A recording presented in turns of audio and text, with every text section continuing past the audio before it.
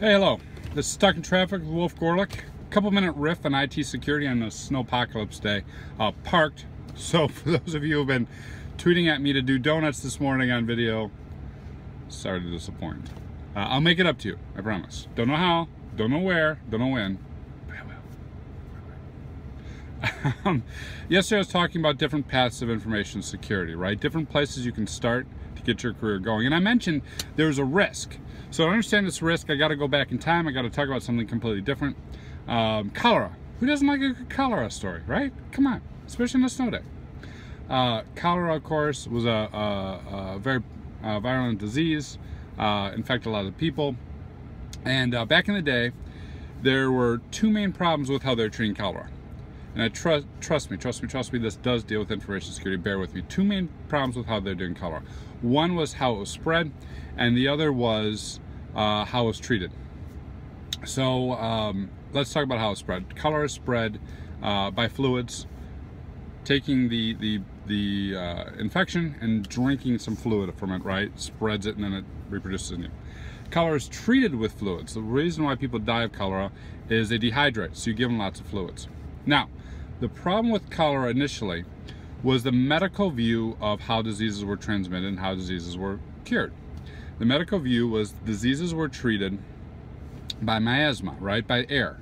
Air carried the disease, and therefore if you could tamp down the smell, if you could tamp down the air, right, the miasma, the disease probably won't spread.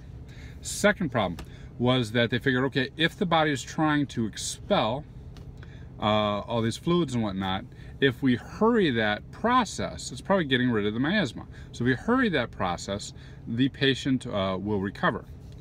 So the result of this perception, this incorrect perception that the entire medical field operated on for decades, was two things. One, they would take the waste, obviously, and they would put it back into the drinking water, and they were proud of this. They had metrics showing how much waste went into the drinking water, thinking that in the drinking water it wouldn't spread the smell.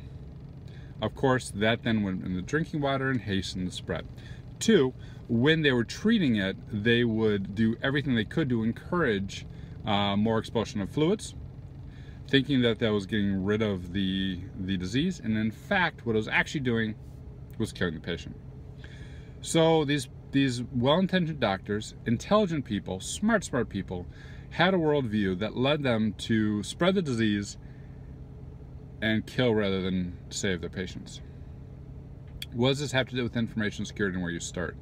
The big risk that any of us face is if you come from the application world, only viewing security as an application problem. If you come from the networking world, only viewing the security as a networking problem. If you come from the server world, only viewing it as a server problem.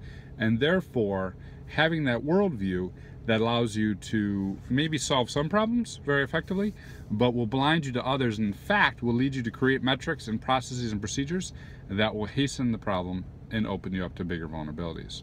The big problem with wherever you start is making sure you don't get trapped in that mindset that's led you to success so far. It's a great mindset, solves lots of problems, just like the doctors with the cholera thing. But if you're trapped in that mindset and you don't get good data and you don't get out of it and expand beyond it and open up past that paradigm, you could in fact be putting in place things that are hastening the problem and making things worse. That's the risk. An history lesson on a snow day. I love it. Have a good one.